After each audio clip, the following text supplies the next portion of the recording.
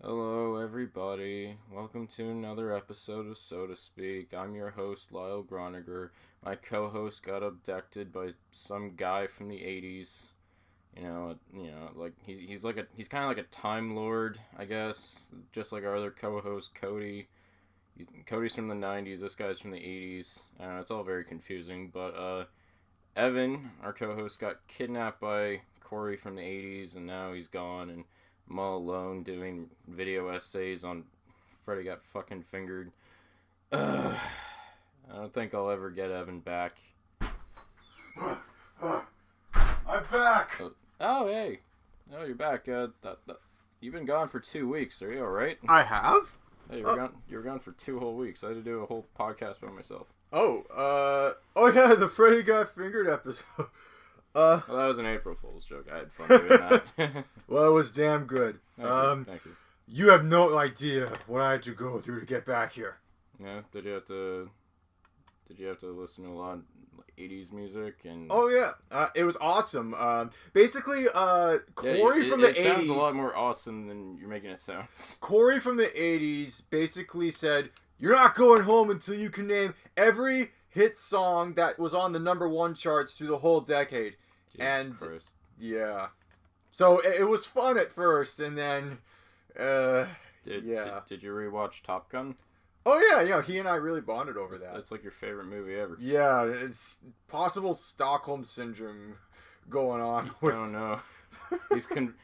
I kind of miss Corey from the 80s. You've been converted to Corey. Holding me against my will in another dimension is not cool. So I'm back. I destroyed his time machine, so unless he's gonna have to build another one if he ever wants to get back here. Wait. So you took his time machine and then you traveled here and you destroyed the time machine? Yeah. Why'd you do that? We could have went anywhere, Evan. Fuck. Take it up with Bill and Ted. Take it up with Cody. He has a time machine that sometimes works, sometimes doesn't. Yeah, well, Corey from the 80s was an asshole. We can't have that technology falling into the wrong hands. Oh, now he's an asshole. Okay. Yeah. Well, it's nice to have you back. It's nice that we're a duo again. Nice. And today, we're going to talk about other dynamic duos from throughout cinematic history and beyond. Yeah. And see how each of our personalities match up with the other duos. Yeah, even before this podcast, we were hanging out for quite a while, and we've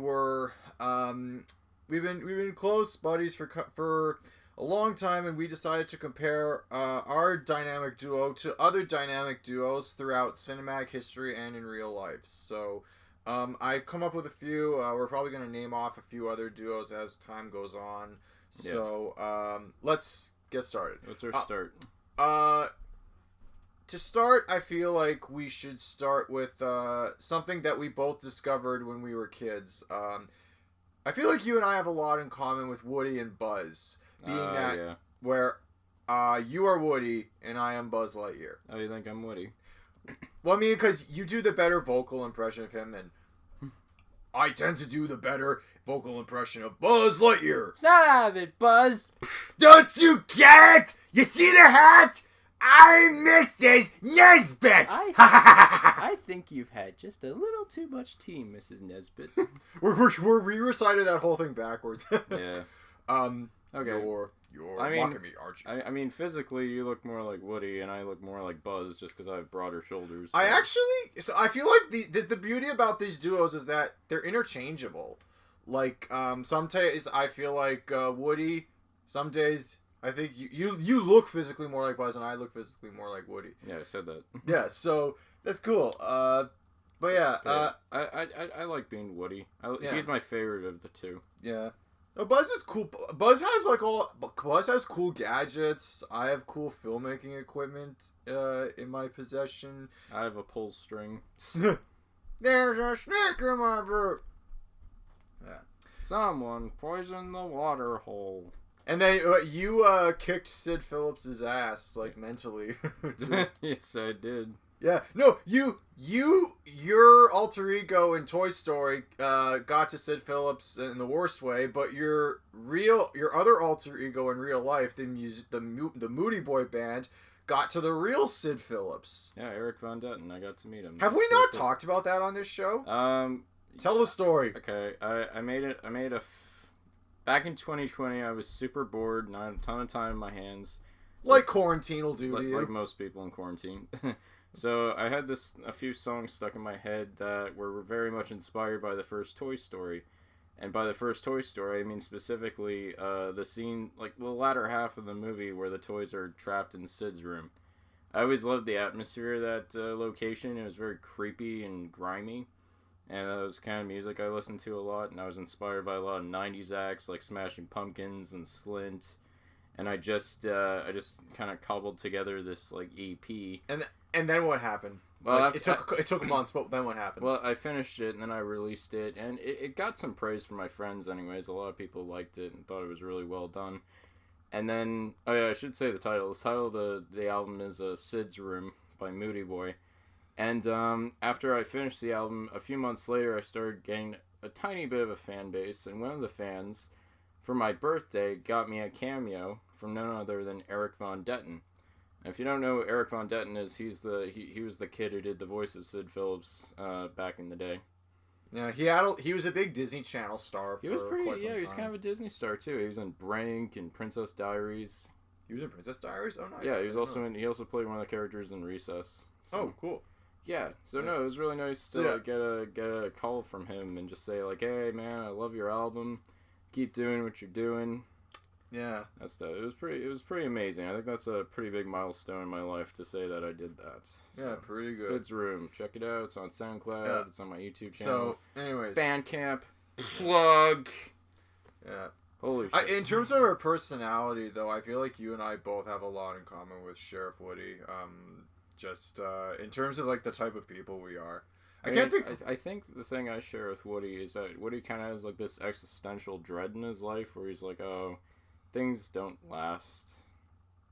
I have that. It's just no. The thing I haven't caught. I have that, but not to the same degree, I think, as you. Yes. But what do you have? Woody's leadership qualities, like, because like Woody and I both have some impulsive planning skills, but whenever we do make a plan, it works out for everyone, and all our friends, are better off for it. All right. So, yeah. On to the next list, we have start.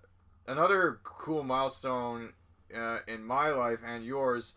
This has to do with the next dynamic duo, Dante and Randall from the Clerks movies, where I guess I am Dante and you are Randall. Yep.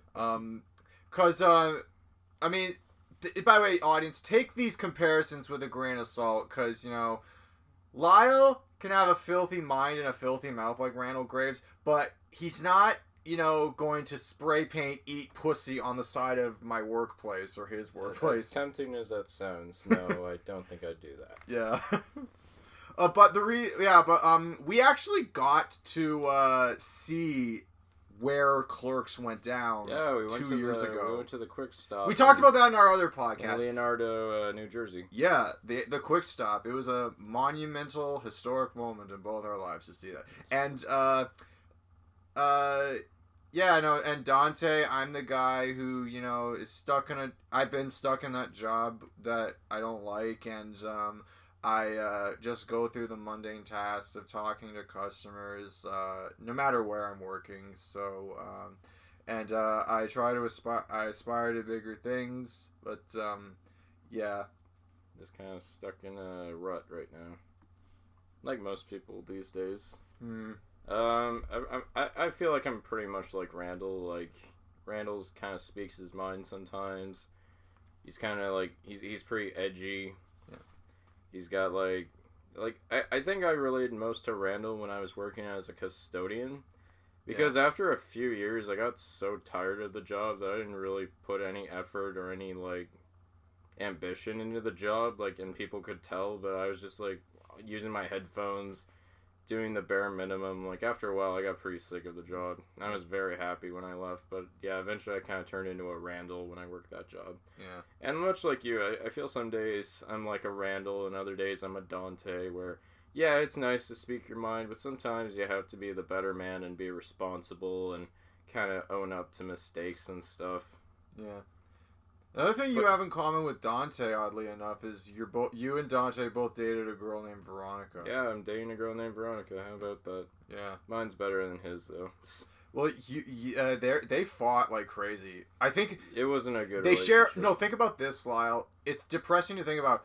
Dante and Veronica in Clerks share 3 scenes together, and in 2 of those scenes they fight. Yeah. Compare that to Caitlin Bree. They don't necessarily, they argue, but they don't fight. Like, right up till the part where she realized that she kind of has him by the balls the whole movie. Yeah, which is toxic, but... Yeah, neither relationship was good. But I wish I was Dante, because he ends up with Rosario Dawson at the end, and she's gorgeous, and I would love to spend a life with that. Okay. I've admitted too much. Yes. I can't say I've ever rented a donkey. No, I never rented a donkey, and I never rented a hermaphrodite video. Wow. Although, go-karts sounds fun. I have fun with go-karts. We've done go-karts together. The same way Randall does. Yeah. I really enjoy it. It is a very liberating experience.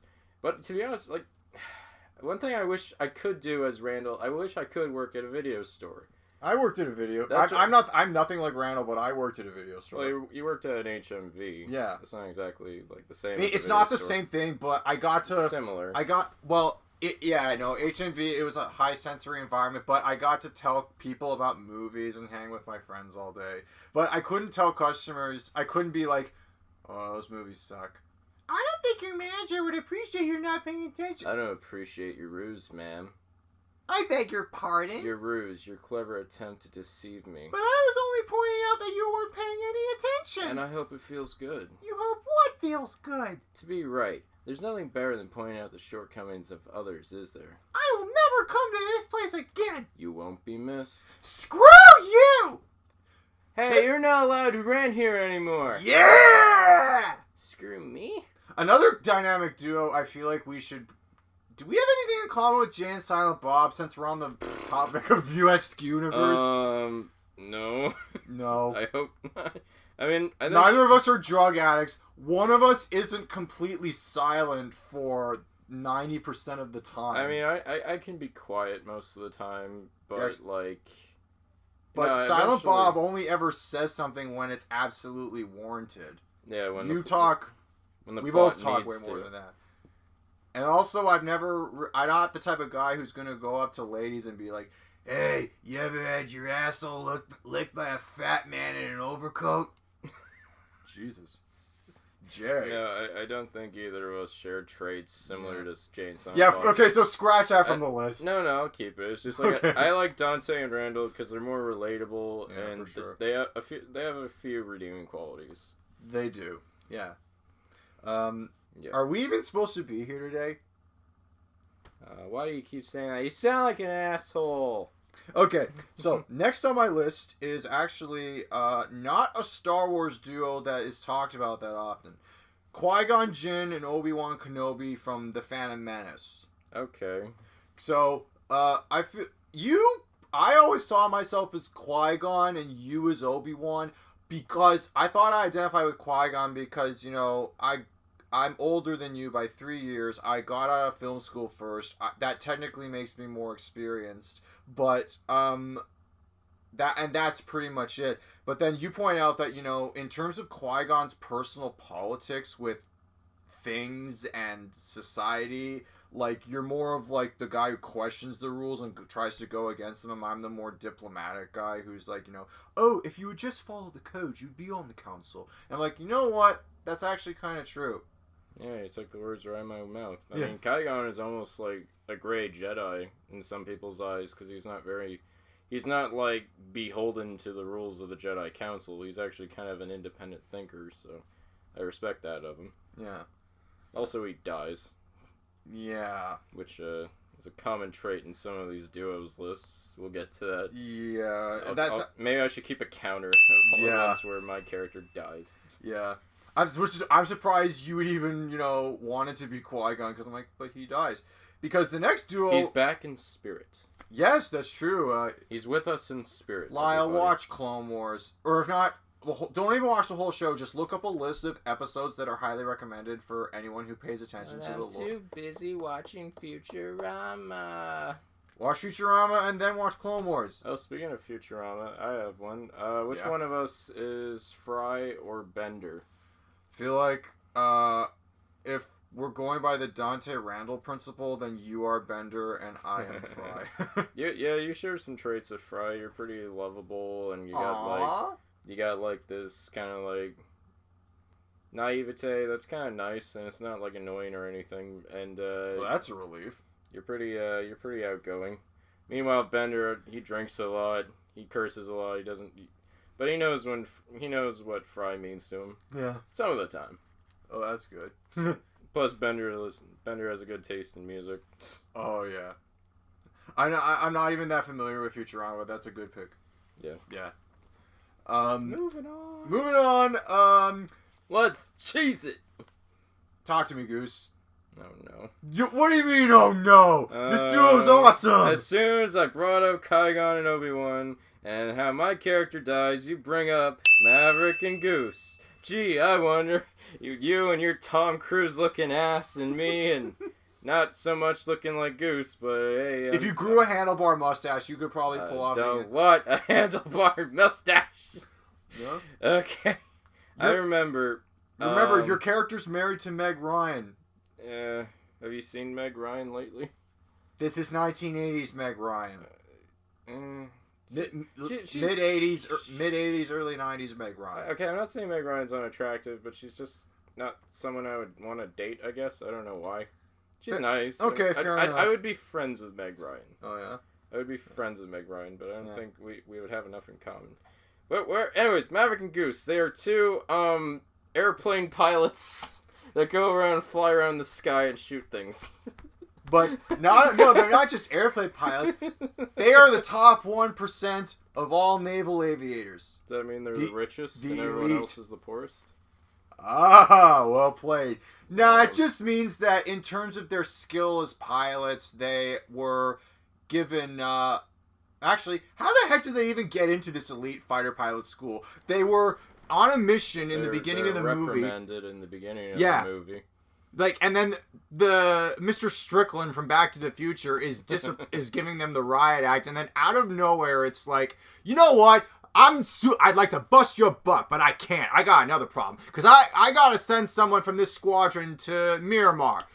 You know what? I gotta give you guys, even though you completely screwed up, I gotta give you your dream shot. You two characters are going to Top Gun. And he literally says, you were number 2, Cougar was number 1. Cougar lost and turned in his wings. You guys are number 1. So they literally got to go to Top Gun by virtue of... default. The 2 greatest words in the English language. Yeah. Default. But hey, no, all kidding aside, they are pretty damn good. Until until things get a little bit competitive with Iceman and... things spin out of control, and... I'll say this, Goose's death is so stupid. Like, it's like he pressed the ejection button, he got ejected, and then just so happened that the fuselage above him just kind of hovered in midair, and he crashed into it. It was an 80s effect that, I got no counter on that. It just seemed out of place, and I'm like, yeah. Okay, fine. And then it's a sad moment. Yeah. But I mean, Goose, I rag on him, but like he's a likable guy. He has fun. He drinks. He's got a wife and a kid who will grow up to be Miles Teller in the sequel. He also drinks the night before getting into an F-14. Yeah, maybe that's why he died. Yeah. No, actually.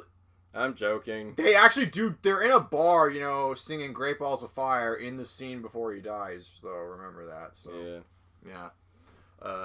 Moving on. Okay. Sting. So that's twice that your character has died. I wonder if we'll ever get to one where my character dies. I hope so. I hope you die, Evan. Wow. The next one on my list is Wilbur and Lewis from Meet the Robinsons. Oh, yeah. Whereas I am Wilbur and you are Lewis. Which, spoiler alert for anyone who hasn't seen this hidden gem of a Disney film, you're technically my dad, Lyle. Yeah, Evan, I'm your dad. And I'm younger than you. Watch the movie to understand how that works. Yeah, you know, I like these two when they compare us to us, because we kind of look alike. Because, like, you got the dark hair and the slim build, and I got the glasses and the messy hair, so. Except, you wear black more than I do, I find. Oh, yeah. Especially since those Moody Boy shirts came into stock. By the way, is now a good time for a plug-in? Yeah, I'm... For all 5 of you listening, I am currently shipping some shirts out. They're about $25 a pop. I can get them in any size. I'll just have to order them if you request them. Yeah. But yeah, the first batch is on the way, and it'll be with everyone soon. Yeah. Stay tuned. Plug. Yeah. I need to make another album. I've been pushing Sid's Room for a year.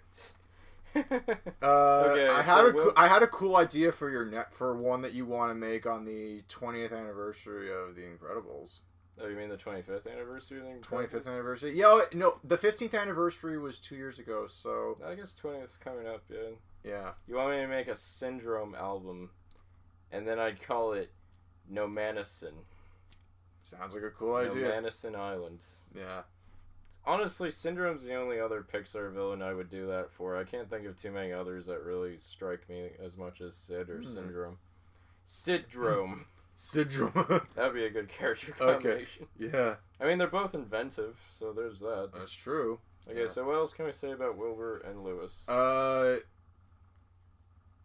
Wilbur, Wilbur's pretty hyperactive. Yeah, he takes his parents' car without permission. Not that I ever did that or anything, but yeah. I feel like sometimes I act like Lewis whenever I get frustrated, like I just give up right away. But then usually after a pep talk, I get back into it. Oh, I'll keep that in mind. More pep talks. I wish I could make a peanut butter and jelly gun. Allergies notwithstanding. Oh, yeah. Yeah, no, I like these characters. Go watch Meet the Robinsons. It's actually pretty good. Those two people who we had a meeting with honestly should have said, I have a peanut allergy before... They were trying to get to the point, but they were stammery, and they never got to the point. Yeah. And that's a big deal. They should have had a band or something and said, I am allergic to peanuts. Don't spray me with the liquid peanut butter. Wow. And I won't inflate like a balloon. Okay. We're not I don't know if the characters anymore. I don't know if I don't know if we agreed to leave this on the list or check it out, but let's talk about it anyway. Okay. Lone Star and Barf from Spaceballs. Lone Star. You don't mind being compared to John Candy, do you? You love John Candy. Oh hell no! I am absolutely honored that you compared me to John Candy. Yeah. Barf is just an absolute gem. I mean, Bartholomew. Barf. What's your full name? Bartholomew. Are you the one that's getting married? Nope. No. Then get over there. Hey. That was just a quick side note. Robin Hood Man Tights completely ripped off the wedding scene from Spaceballs. Isn't it great when you're a big comedy producer and you can rip off yourself? I guess so. When you rip everything else off, it only makes sense. Yeah. So Lone Star and Barf are basically discount Han and Chewie. No, dollar store Han and Chewie. That's even worse. Oh yeah. What's the discount at dollar store? Yeah. Oh, never mind. Because a discount, it's like you get like a little, like, I don't know, 10-20% off. A dollar store, it's like you get like a whole... Okay, yeah, no, you're right. Discount. Shift down. Discount Han and Chewbacca. Yeah. Yeah. So... I'd say, like, I don't know. What attributes of Lone Star do you see in yourself? So, because you like to fly, you like planes and you like to fly? You want to fly? I fly. Sometimes I'll say something way over exasperated. Sometimes I will say something like and put way more emotion into it than is required. It's kind of like Bill Pullman's acting chops in Spaceballs. I love the way the characters oversell lines like that. You know, it makes the movie like that much more enjoyable. Theatrical. Yeah. I'm happy to be Barf, the lovable sidekick. Mm.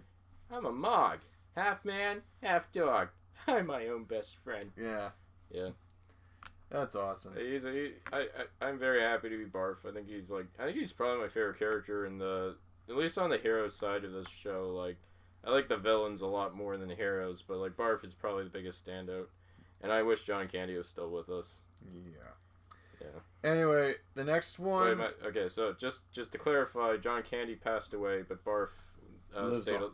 Barf lives on. Yeah. Galaxy far. What's well, next not on so your far list? away. We haven't gone to your list in a while. Oh, I have a list? Okay. I do have a few here. Oh, what about Doc Brown and Marty McFly? That's a good one. I feel like I would be Doc Brown just because of my affinity for, you know, collecting things and the fact that I have an over-exasperated personality when I get super excited about something. You're Like, rather 1.21 gigawatts! What the hell's a gigawatt? Yeah. Yeah, I would say you have We're gonna send you back to the future! You definitely have an eccentric personality sometimes. Oh, good. Yeah, I guess I'm Marty because I'm just a regular guy, and I do love to skateboard too. That's one thing I used to do a lot when I was younger. Oh, that's true. And I'm in a rock band, so yeah. Oh, that's right, yeah. Yeah, I got some similarities in Marty, and I have a cute girlfriend. Yeah, would you ever think of yours? I mean, you had a time machine earlier in this episode. Yeah! And you had the sense to destroy it, which I guess is the smartest thing you could do. Yeah, because I didn't want that technology. This technology can never fall into the wrong hands, and I can never know anything about the future. Why does my impersonation of Doc Brown sound almost like Bernie Sanders? Because they're both really old.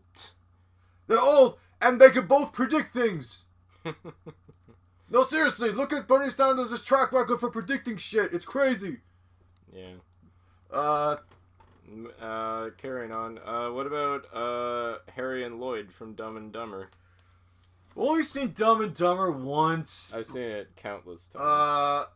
I look the most like Jim Carrey. I mean, they're both idiots. Yeah. Like, I don't even know what else to say. Like, they're both idiots. Yeah, I'd say Lloyd is a bit more domineering than Harry. Like, Harry's pretty, like, simple-minded, but Lloyd can be kind of, like, domineering and crafty. Oh. And he's definitely the ringleader of the two. Oh, okay. But Harry's the more sensible one sometimes. He's like, oh, we're not going to Aspen. I see. I don't know, Lloyd. The French are assholes. Yeah. It's kind of hard to say. I guess you could be Lloyd, but I don't think you're that mean. That's true. Lloyd can be kind of a dick sometimes. Like I said, especially in the director's cut. My God. Like I said, take these comparisons with a grain of salt, audience. We're not saying we're identical. We're saying we're similar to these people. Yeah. What about Ferris Bueller and Cameron from Ferris Bueller's Day Off? I'm gonna say, I feel like this is interchangeable because, like, there have been times we both had our days where I don't want to go out, but you're like, yeah, come on, Evan, let's go, and you won't want to go out, and we'll be really cranky, but I'll just be like, ultimately though, I feel like I got, you know, the most, I feel like, you know what, I think you're the more outgoing of the two of us. So you actually think I'm more the Ferris Bueller than the Cameron? Because like I said, this is interchangeable because, you know, Cameron has this one thing that's always holding him back in his life and that he can't shake, and sometimes I feel like that. But I guess you and I both have that. Like I said, this is interchangeable, so I sometimes feel like Cameron sometimes because I have some anger issues and I can be kind of withdrawn most of the time. But he does have a lot of good attributes too. I really like how he like plays around while he's outside, not having fun, but still having fun all the same. Yeah. Yeah. Like I said, that one's interchangeable. Okay. Like almost two interchangeable. I feel like I'm picking the wrong ones here. No. That's cool. How about Beavis and Butthead? You ever watched? I've Beavis never and watched Butthead? Beavis and Butthead, so I can't comment. Uh, But try me. I can't get offended if you pick something that I don't like because I've never seen it. I think I'm like Butthead because You look more like him, or I look like him and I have a lower voice. And you're like Beavis because you like have a higher voice. I've never seen Beavis and Butthead, but I know who they are and what they sound like. You can act kind of weird when you have too much sugar or booze too, so that makes sense. Oh, I see. Let's keep going. Yeah. What about Wayne and Garth from Wayne's World? That's a good one. I feel like, who's the bigger rock star out of the two? Because that goes to you by default. Wayne is a bit more, open about it. Garth is, like, probably more talented than Wayne is in terms of instruments because he can really rock on drums. But because he's so shy and timid, he doesn't really let that part of him out too much. I definitely say I'm probably more like Garth. That's what I was thinking. Yeah. But yeah. I think I dressed up like him for Halloween once. Oh, yeah? Yeah, I like Garth. Garth's pretty cool. Yeah. And Wayne, you're definitely the more talkative of the bunch, so that fits your personality more. Yeah, fair enough. You just need to learn how to play a Stratocaster, and we'll be fine. That would, yeah. And I gotta learn how to play the friggin' drums someday. May or may not happen. Yeah. I have one more. Okay. I don't know how many times you've seen this movie. What about Jeff and Walter from The Big Lebowski? The Dude and John Goodman. The Dude and John Goodman. This one. This is a tough one because I feel like yours aren't necessarily bad. Yours make me think. I like that. They're a little bit outside the box. The Dude is super chill, just kind of going through things. Does like a lot of weed. A lot of weed. Like well, I do smoke more out of the two. Oh, yeah. I just feel bad comparing you to the guys who have anger issues because I know you're not too proud of your anger issues. Like, but I feel like you're the guy who. By the way, there's this guy in Walter is fucking hilarious. I know, but there's a guy who. There are two guys. Like, one we're not friends with anymore, unfortunately, and another we are friends with. Who sometimes you'll tell them, "Shut up, Donnie, you're out of your element." Conversations not start and end at your pleasure, you piece of shit. Yeah. Just a quick side note. The last time we watched The Big Lebowski, we actually compared the Dude, Donnie, and Walter to the main guys, the trio on the Deep Fat Fried podcast, where TJ is the Dude, Paul is Walter, and Scotty is Donnie. Easily, yeah. Yeah. Totally, dude. Let us know in the comments what you think. If you get your fill with Deep Fat Fried and come over to our podcast to wash it down with a soda slurp, then be my guest. Make a comparison. Sure. Do you have any others on your list, or? I want to collaborate with those guys on a show one day. That would be cool. They would overpower us with all their crazy antics. Oh yeah. that would probably be the beauty of it. Unless Cody was with us. That would be sick. I feel like Cody brings the best in all of us. Yeah. That's why Cody would be the mediator. Like, why can't we all just get along? I think he's the more talkative one of the bunch. Sometimes I feel like the mediator. But I don't know. I would agree with that. What else is on your list, Evan? On my list, we're going into frat pack territory because the next one on my list is Seth and Evan from Superbad. Gee, I wonder why you picked that, Evan. Because there's a guy named Evan. Let me guess, you're Evan? I would say so. Yeah. Yeah. Yeah, I would say. I mean, because Seth is more of a horn dog, but he has anger issues too. No, it's just like Walter. Seth's anger issues are hilarious. Yeah. Yeah. Remember back when when Jonah Hill wants to play an angry character instead of a timid character? It's really, really funny. Yeah. Jonah Hill doesn't play that many angry characters. It's really sad. Well, he's evolved as an actor, I guess you could say. Yeah, okay, fine, I'll be Seth.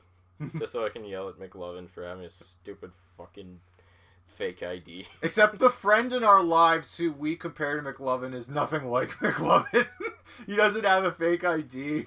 And well, he doesn't need one. He doesn't need one, yeah. And you don't berate him the way Seth berates McLovin. Yeah. Or Fogel.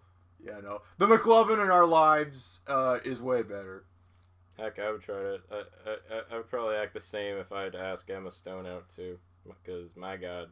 Oh, I miss redhead Emma Stone. Like, she's okay as a blonde. When did she ever... Oh, that's right, yeah. Like, super early in her career, I thought she was, like, the cutest redhead fucking ever. And now she's just She kind of just keeps her blonde look. I'm like... Are you... I don't really... I mean, I have a huge crush on Emma Stone. I feel like she just kept her blonde look for a year when she was dating Andrew Garfield. And then once the Spider-Man gig fell through, she kind of went back. Well, she was a blonde in Maniac. She was a blonde... I guess she was a brunette in La La Land. I don't remember. She was a brunette in La La Land. Yeah, now she's kind of either like a blonde or a brunette. She never got back to being a redhead. I don't know if that's even her natural hair color. I don't know. She's like her hair is like a chameleon. It's weird. I miss let's talk more about this duo. We're talking more about Emma Stone than we are about the duo. Yes, we've talked about Emma Stone for 2 minutes. And we've been on duos for I don't know how long. Okay. Sometimes we gotta take a break. Yeah. Where are we at now? Next one I have is, okay, this is going like into way more in politically incorrect territory. Johnny and Ted from the Ted films. Oh yeah, we watched those the other day. Whereas, yeah, I got kind of depressed. This is why I got depressed. I got depressed because our friend who we were watching in Netflix party, you know, made this really odd joke where it's like, hey, Evan, hey Lyle, it's either Evan or Veronica, because the whole conflict of the first Ted movie is Ted is this degenerate teddy bear. You know, he's a teddy bear who came to life in what is supposed to be a little boy's dream come true, and then just like the magic and novelty of a teddy bear coming to life and interacting with the world wears off, and then they grow up into adults, and the little boy grows up into Mark Wahlberg, and Ted grows up into Peter Griffin. No, if Peter Griffin was a fucking teddy bear, that's who Ted is. So, like, there's, in our living situation, a lot of our roommates, but eventually, his lady and him are going to move in. Move out. They're going to move in together a long time. And I felt really bad because, like, you know, I don't like being compared to a fucking degenerate teddy bear who just, you know, does whatever the fuck he wants. Well, I mean, like, I think it's just like this situation where, like, we're roommates and eventually one of us is going to have to leave. Yeah, and then... I don't think he was comparing you I don't think he was comparing you with Ted's, like personality traits. Yeah. Or his issues. Also, I got depressed because I have no idea. Well, I mean, it's not that I don't have any idea what I'm going to do when this living arrangement ends. I know nothing lasts forever, but ideally, I'd like to find a partner and move in like at this. You gotta find your Tammy Lynn. That's what you gotta get. Well, maybe, God fucking. I want a Mila Kunis, not fucking Tammy Lynn. Maybe someone better than Tammy Lynn, but you know. Jesus Christ. Yeah, get a Mila Kunis, Evan. Yeah. Also, unless there's something you haven't told me, your Veronica doesn't hate me the way she hates Ted in the movie. Well, the reason why she hated Ted was because Ted was a really bad influence on Johnny, and so far you're not a bad influence whatsoever. You're a good influence. Yeah. So don't worry, you're not Ted, Evan. Okay, you're not a teddy bear who smokes weed every fucking day. Hey, I smoke, just not every day. And chortles at, like, fucking everything. Yeah. It doesn't take life seriously at all. Yeah. And you're not gonna end up like the robot from Aliens. Oh god. Okay, so moving on. Oh right. Did the movie make that joke? They did make that joke. It was like, oh god. Seth MacFarlane, you watched a lot of shit in the 80s. We get it. Yeah. So, Do we even say who we were? Like, I think we established that, like, who's who out of the two. Oh, because I'm Johnny, because I'm in a pretty serious relationship, and I'm Ted, not... Yeah. Because you're my best friend, and we live together. Yeah. Hey, what? And if you push my chest... I'm not gay. I'm not gay either, so it's not a big deal. Yeah. And if you push my chest, there's a little speaker in my belly that will go, I love you! Wow. Okay, the next one on my list is...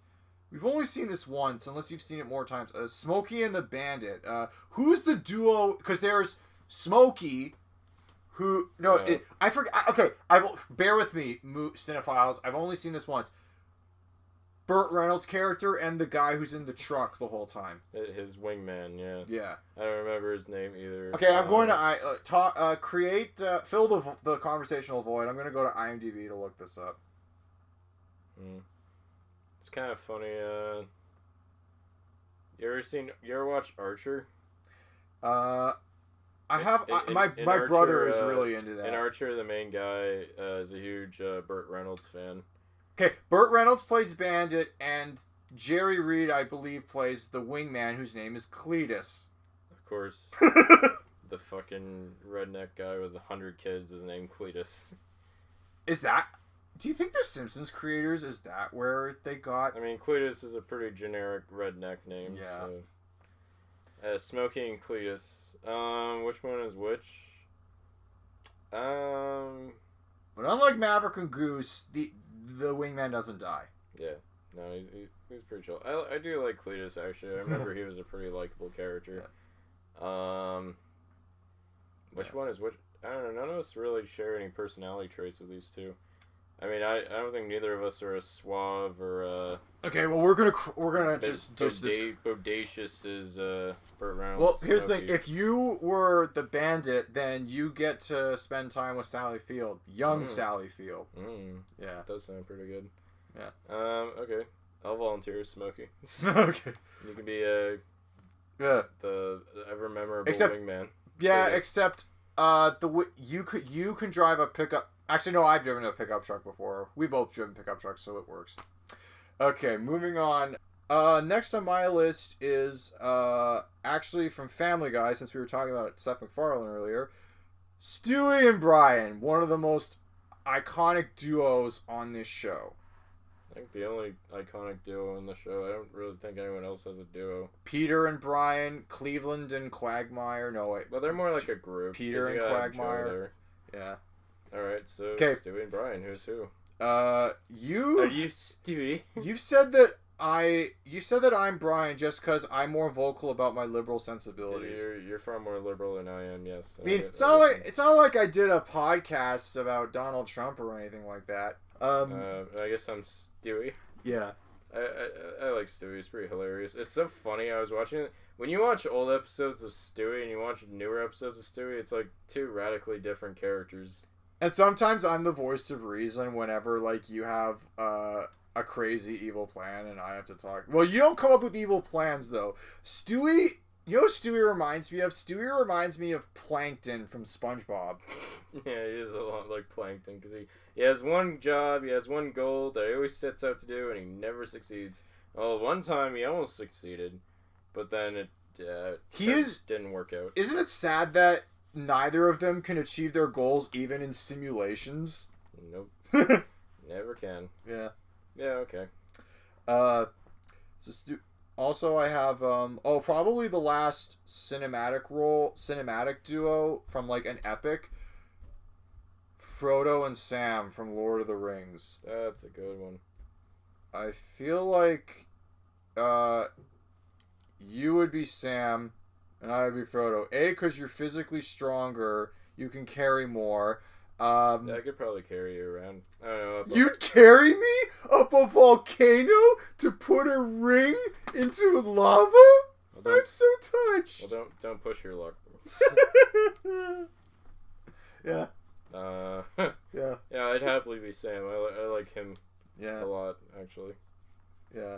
What do you see about yourself and Frodo? Just, he likes being in nature. He likes going on walks, and if we were ever in a situation, we went on a road trip together, like with another friend, of course. But if there was ever a moment where like you realized that it would be the farthest away from home if you took one you had ever been if you took one more step, I would be the guy who would say, "Come on, Sam," and then I would just be the guy to pat you on the back and say, "Everything's gonna be okay."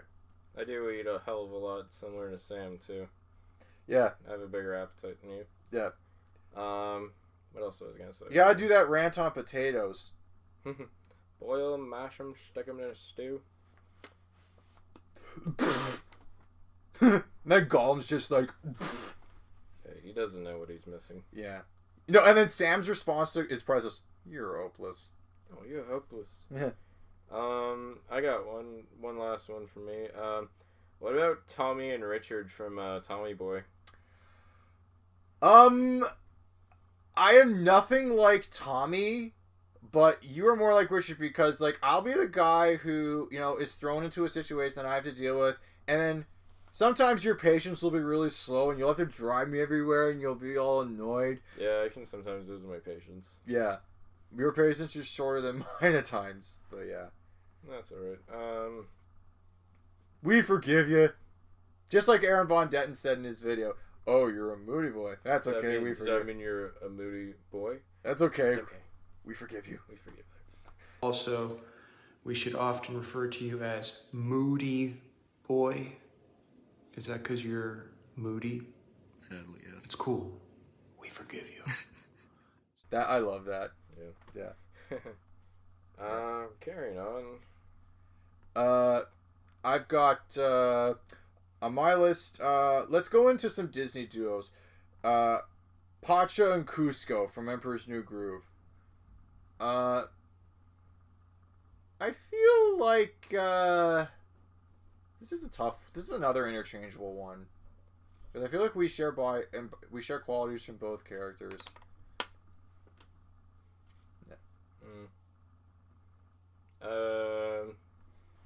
I'd like to be Pacha because I think his wife is hot. A hot South American too. Hot South American wife, yeah. Yeah. I don't know. I don't think any of us are like super egotistical like Cusco was. Yeah, and I'm not gonna bulldoze your home to build a summer home. Yeah, to build a swimming pool. It Yeah. looked like a hell of a long travel for a swimming pool. Why don't you just keep it in your courtyard or something? Because it's a summer getaway. That's the whole idea. But you have to cross a dangerous jungle to get there. Yeah, he'd be surrounded. He's the emperor. He'd be surrounded by bodyguards. But that's a good point. Yeah, it seems like a pain in the ass. Either way, for either side. Because I'm the sucker for pointless trivia, I just gotta say, do you know that it was actually Sting who wrote some songs for the movie? Yeah, I know. It was Sting's involvement. It was Sting who called out the end. They were originally going to have the ending where Cusco learns his lesson and he builds his giant summer palace on the hill next to Pacha's. But then Sting came along and said, if he keeps the palace but builds it on another hill, it doesn't mean his personality changed at all. It just means he takes his personality and moves it somewhere else. That's why he settles for a nice little summer hut that's not so extravagant. Yeah, and his model turns into a bird feeder. Yeah. Or a bird I love bath. that. Yeah. No, good on you, Sting. Okay, so good on you, Sting. So we want to go back to Pixar duos because we started this whole thing with Woody and Buzz. Pixar got addicted to the whole duo formula for many years. After Toy Story, the Pixar duos, the only iconic one after Woody and Buzz was Mike and Sully. Who would be who? I feel like I would be Sully. Ironically, you're bigger, but I would be Sully just because, I have a tendency to focus really hard. But Mike and Sully, what I like about them is not only are they roommates, they're collaborators too. They work for the same goal. They're literally like partners in the corporation. Exactly.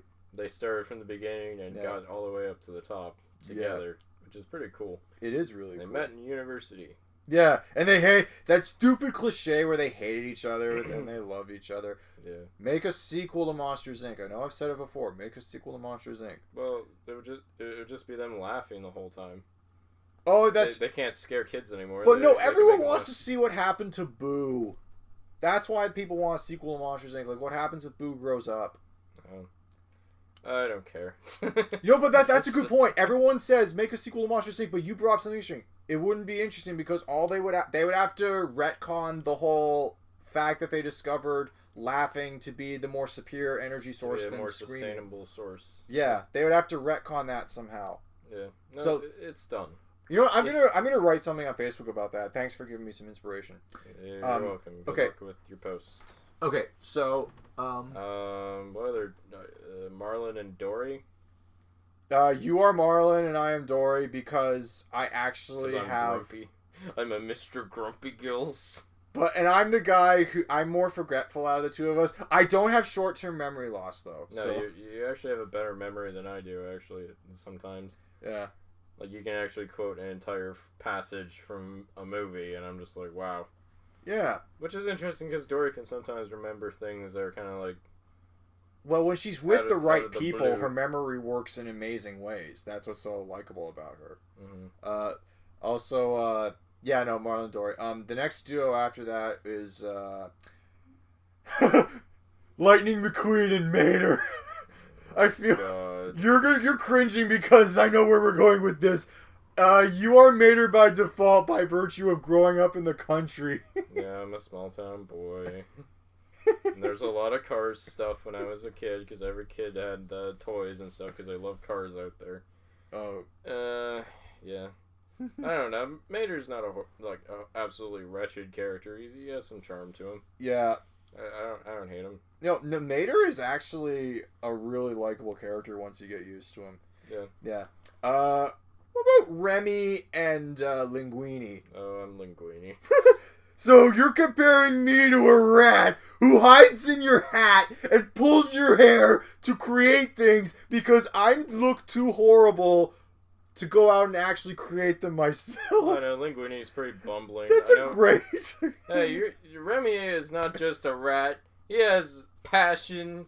He has dedication to his craft. I have heightened senses. He improves himself, and he makes something of himself. He makes his dreams come true. Aww. He does it, Evan. He makes his dreams come true. There's Carl Fredrickson and Russell. Oh yeah. That's almost like an old man and a kid. It's almost like a father-son relationship, though. More like grandfather-grandson relationship. Yeah, kind of like that. Yeah. Carl Fredrickson and Russell from Up.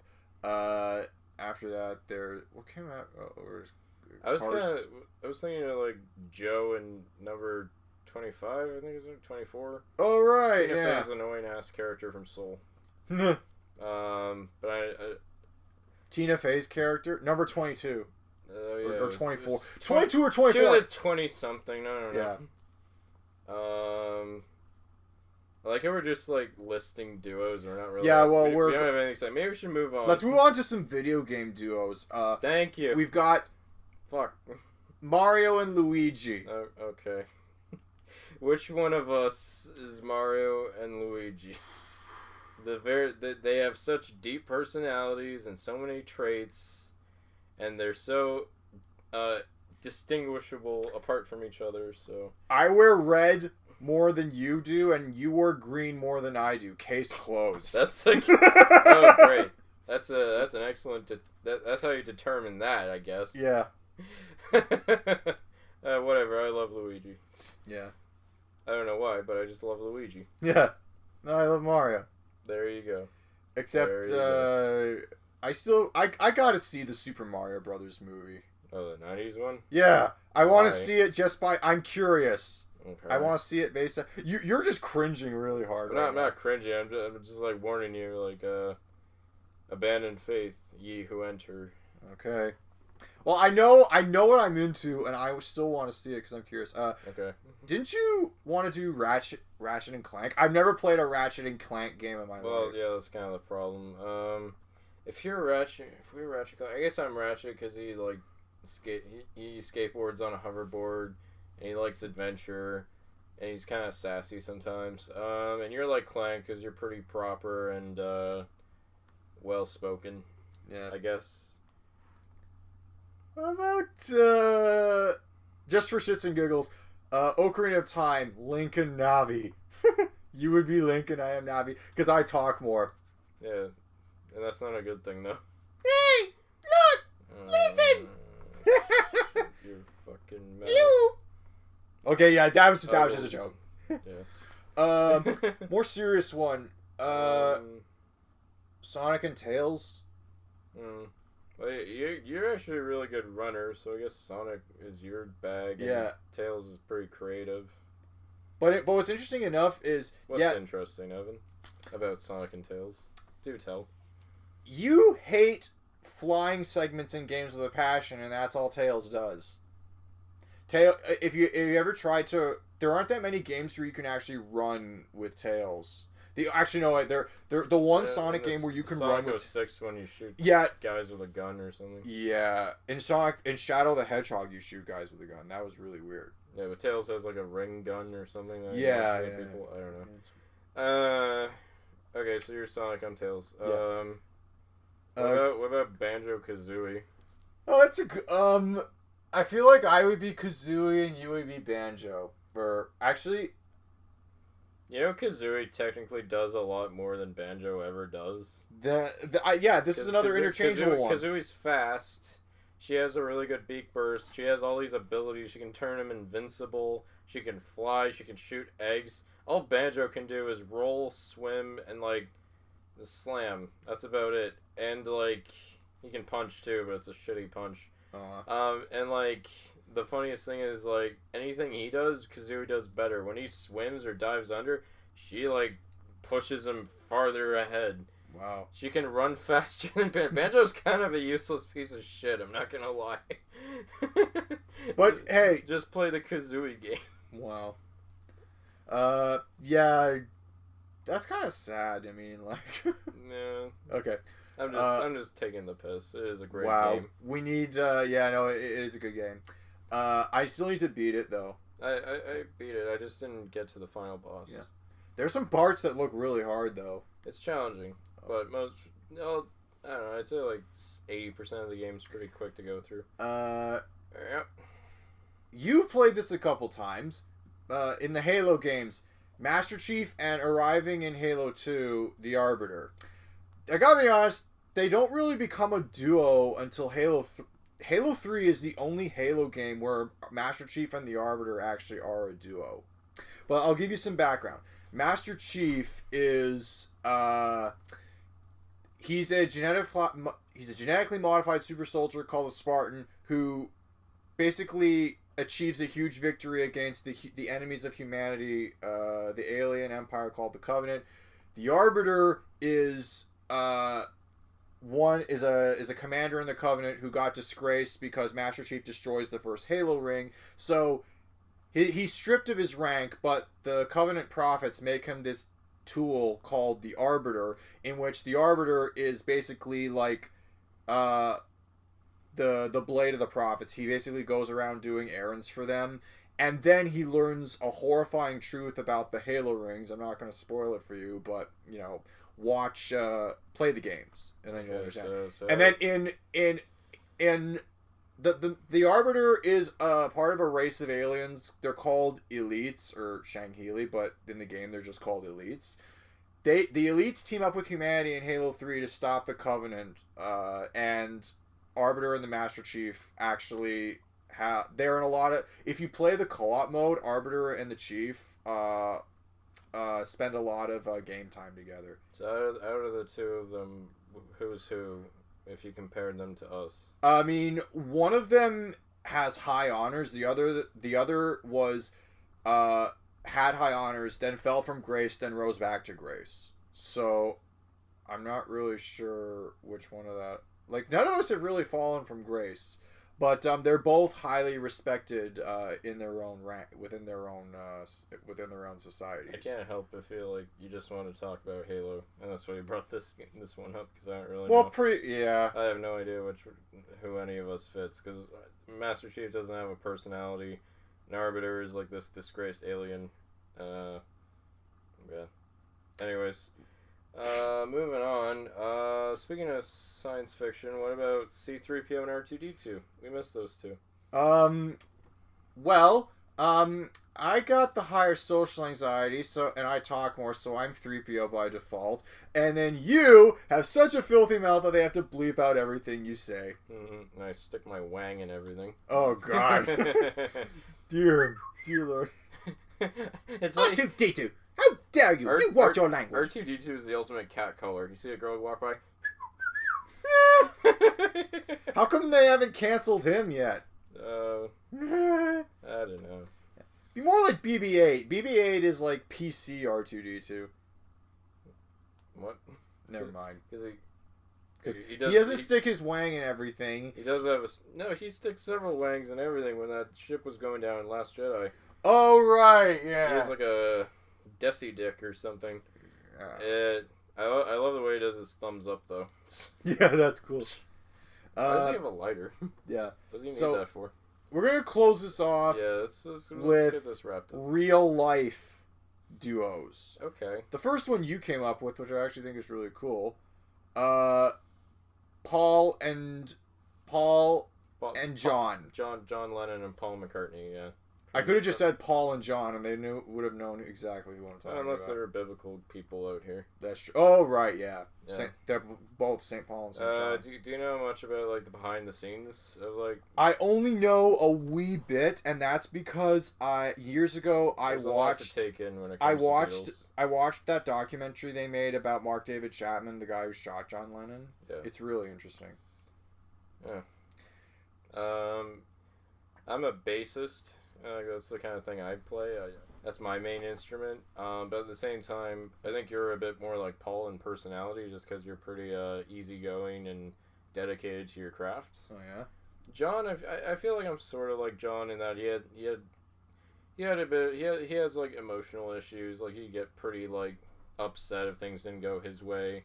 But he was also an incredibly like imaginative person. Which is crazy because I only ever saw the only side they ever show of him in media reels is his, TV appearances where he would say all you need is love and all that. But yeah, he is a very peaceful person too. Yeah. Like I understand like he was very zen, and the latter part of his life he was dedicated to like freedom and liberty. But there's a lot of like behind the scenes issues he had with his bandmates. Oh shit. He wasn't always the greatest in team playing and stuff, but I think that just kind of comes with being a rock star. Your personality changes. I think my mom said that everyone in the Beatles stayed the same except for John. Wow. John changed a lot during his run in the Beatles. It stemmed from like abandonment issues. Out of the two of them, who was responsible for the whole bigger than Jesus kind of thing? John said that. Oh. And they got them banned from the U.S. tours. Yeah, because at that point, the United States had a very theocratic way about its society. The classic American family of the 1960s and 70s would go to church on Sunday and then do everything else in the week. And if along came a musical group that said anything against that, that was bad. Mm-hmm. I can see that. I like the both of them. I'd rather be Paul, but I think you've suited him better. About 7.5 years ago, a dear family friend of mine actually told me I had a Paul McCartney haircut going on at the time. Yeah. You definitely have his hair. Oh, thank you. All right. Who's the next one? The last one we're gonna close off tonight is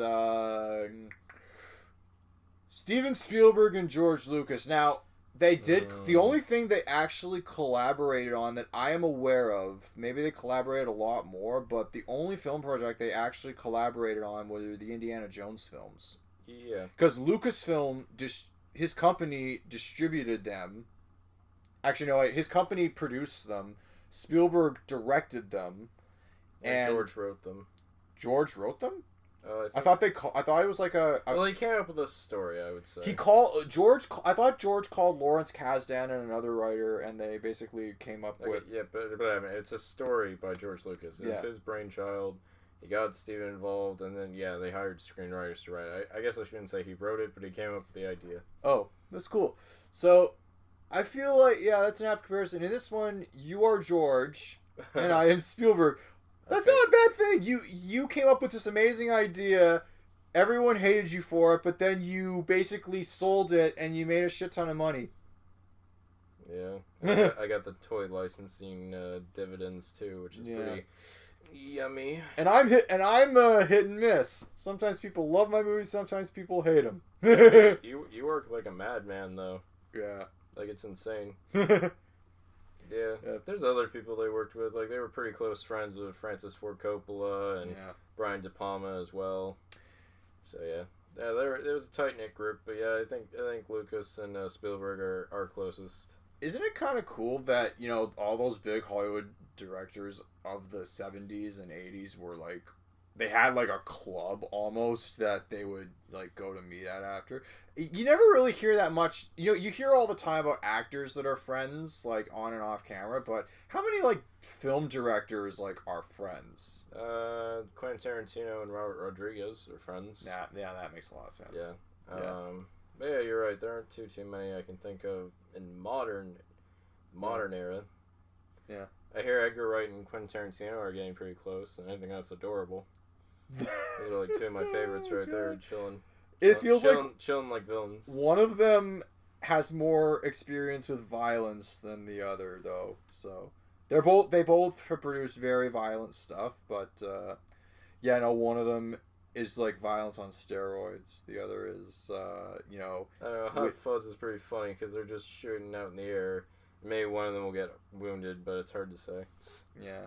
Hot Fuzz is actually pretty restrained. Yeah. So back to Spielberg and Lucas. What's cool is that, you know, Lucas got all depressed right before Star Wars was even released because the whole world was against this poor guy when making it. Because, how do I put this? Yeah. Fox thought that Star Wars was going to fail. Other filmmakers George Lucas showed the rough cut to thought it was going to fail. Spielberg was the only guy who actually believed in the whole thing, but Lucas was still really down in the dumps, and it's like, you know what, Steve, we're going to take a vacation to Hawaii, and I have another idea for a movie. Yeah, this almost feels like a scene that would be playing in a biopic, like the epilogue. Yeah. Them just on a beach. And, like, George is upset. He's like, oh, my movie's going to fail. And Steven had a movie coming out, too, that time called Close Encounters of the Third Kind. And being the good friend he is like, hey, you know what? If my movie's successful, it's more successful than yours, you can have a cut of the profits. And vice versa. You can have a percentile. And George is like, okay, well, maybe if my movie's successful, you can have a cut of the profits, too. And that is why every time a Star Wars IP is released in theaters, Steven Spielberg gets a cut of the profits. Yep. Sometimes it's good to take an L. Yeah. No, but I think that's such a cute little story because nice, didn't. Maybe I'm thinking of another project, but didn't you have this idea that you showed to a bunch of people and some people didn't get it, but I was the one that got it? Was that the superhero one, the Milo Dodger one? I think that was the one. Yeah, you kind of try to keep the context a little bit, but yeah. Like, basically, you came up with this idea. It took a while for people to get it, but I'm the kind of one that kind of pressed you to kind of, expand it a little bit. And then once you did expand, I'm like, oh, wow, this is really good. So, yeah, I feel like it's a good comparison. I have a ton of ideas. I don't know which one you're referring to. Are you talking about Ash and Dust, like my horror comedy? It was either that or the Milo and Dodger one, yeah. The teleporting pizza delivery boy kid. Yeah. Anyways, that's all we've really got for the night. I'm sure there's many, many, many, many more duos throughout history, but none other like the two who bring you Soda Speak, the podcast. Hit this like button, hit the subscribe button. Watch our content on a weekly basis. We will see you next time. And hopefully I don't get captured by that dickhead Corey from the 80s again. Yeah. Otherwise you might marry him or something. That'd be interesting.